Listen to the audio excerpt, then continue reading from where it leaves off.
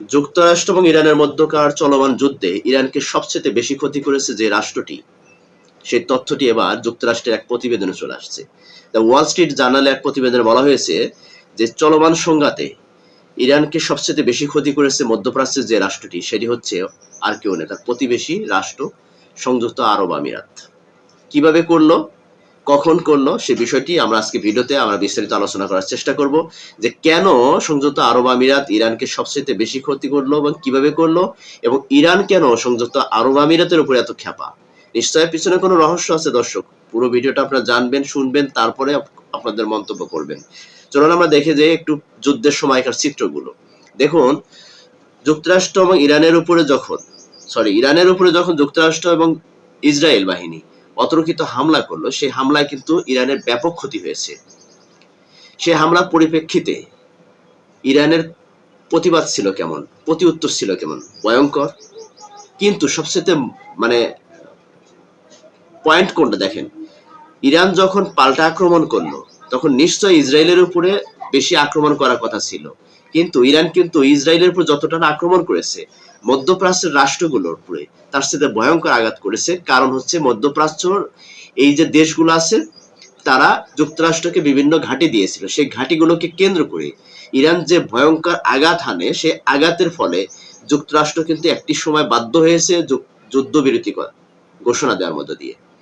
এই ঘোষণাটা কেন দিল? এতটাই আক্রমণাত্মক ছিল ইরান, যে আক্রমণের ফলে যুক্তরাষ্ট্র বুঝতে পেরেছে ইরানকে সামরিক শক্তি দিয়ে দামানো সহজ হবে না, তাই কৌশলী হইতে হবে। যা হোক, ওইদিকে আমি না যাই, আমি যেটা বলতে চাচ্ছি যে আসলে এই যে ইরানের উপরে সবচাইতে যে ক্ষতিটা কর রাষ্ট্রটি, সেটি কোন রাষ্ট্র? সংযুক্ত আরব আমিরাত। কিভাবে ক্ষতিটা করলো দেখেন। প্রথমত ক্ষতি করছে যে যুক্তরাষ্ট্রের মতো একটি পরাশক্তি রাষ্ট্রকে মধ্যপ্রাচ্যে স্থান দিয়ে ইরানকে সামরিক শক্তিতে অচল করার জন্য বা ইরানকে অর্থনৈতিকভাবে ধসে দেওয়ার জন্য এই সংযুক্ত আরব আমিরাত সবচেয়ে বেশি ভূমিকা পালন করেছে। তার সাথে সৌদি আরব ছিল।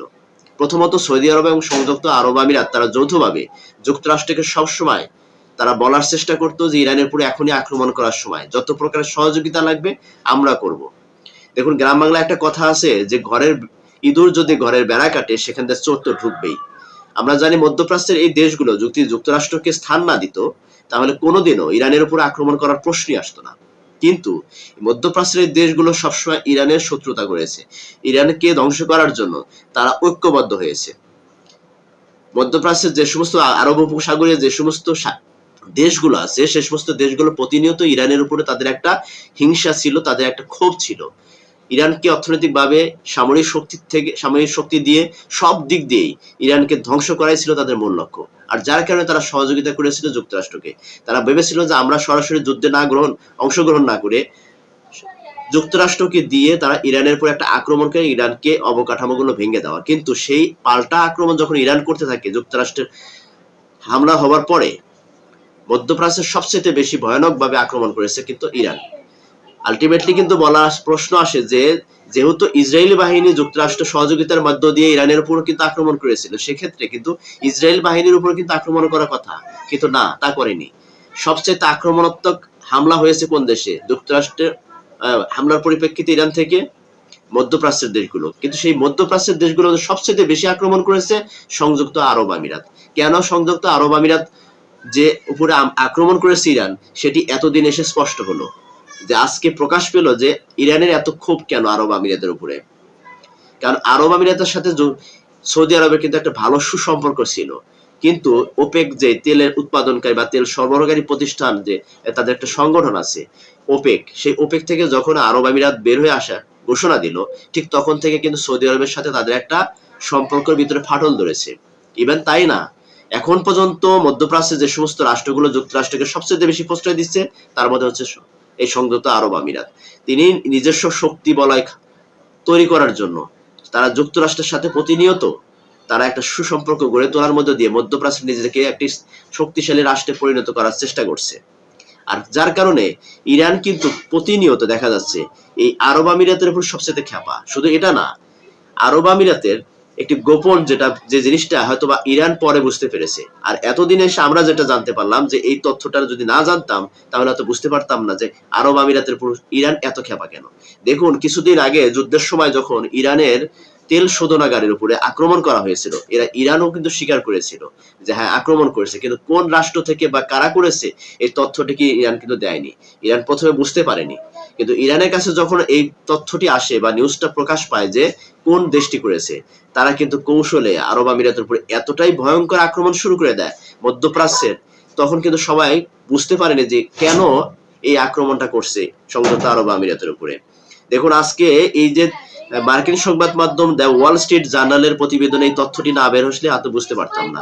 কারণ হচ্ছে সংযুক্ত আরব আমিরাত তারা এই যে ইরানের তেল শোধনাগারে যে আক্রমণটা করেছিল এটা ছিল তাদের একটা কৌশল। তারা ভেবেছিল যে যেহেতু যুক্তরাষ্ট্র এবং ইসরায়েল বাহিনী ইরানের উপর আক্রমণ করছে, এই ফাঁকে যদি আমি ইরানকে কিছুটা ধ্বংসের জন্য যদি কিছুটা কাজ করে দিতে পারি তাহলে হয়তো আমার জন্য সেটা লাভবান। কিন্তু তারা বুঝে উঠতে পারে নাই যে ইরান কতটা ভয়ঙ্কর। ইরানের এখন আক্রমণই হচ্ছে আরব আমিরাতের উপরে। দেখুন যতগুলো আক্রমণ ইসরায়েলের উপর হওয়ার কথা ছিল তার চেয়ে বেশি আক্রমণ হচ্ছে আরব আমিরাতের উপরে। কারণ আরব আমিরাত চাচ্ছে নিজেদের কে শক্তিমত্তা, সংযুক্ত আরব আমিরাত নিজেদেরকে ইতিমধ্যে মধ্যপ্রাচ্যের দাদাগিরি ভাবা শুরু করে দিয়েছে, যার কারণে এই যে ওপেক থেকে বের হয়ে আসা এবং ইরানের উপর আক্রমণ করার জন্য প্রতিনিয়ত যুক্তরাষ্ট্রকে সহযোগিতা করা, সবকিছু মিলে ইরানের এই যে পার্শ্ববর্তী দেশ, প্রতিবেশী দেশ হিসেবে ইরানকে যে ক্ষতিটা করেছে এই আরব আমিরাত, তার প্রতি উত্তরে প্রতিদিন কিন্তু দেখা যায় যে কোনো না কোনো আক্রমণের শিকার হচ্ছে ইরানের কিন্তু এই আরব আমিরাত, আরো হবে ভবিষ্যতে। কারণ ইরানের এখন মূল টার্গেট হচ্ছে মধ্যপ্রাচ্যের এই দেশগুলো। কারণ তোমরা যদি জায়গা না দিতে যুক্তরাষ্ট্রকে তাহলে কোনোদিনও ইরানের উপরে আক্রমণ হওয়ার কোনো প্রশ্ন ছিল না। কিন্তু তার মধ্যে সবচেয়ে বেশি আক্রমণ করার কথা ছিল কাদের উপরে? ইসরায়েলের উপরে। কিন্তু সেই ইসরায়েলের উপর না করে আরব আমিরাতের উপর করা হচ্ছে। দেখুন আরব আমিরাত এখন নিজেদেরকে অনেকটাই শক্তিশালী রাষ্ট্র ভাবা শুরু করে দিয়েছে, যার কারণে তারা ওপেক থেকে বের আসছে।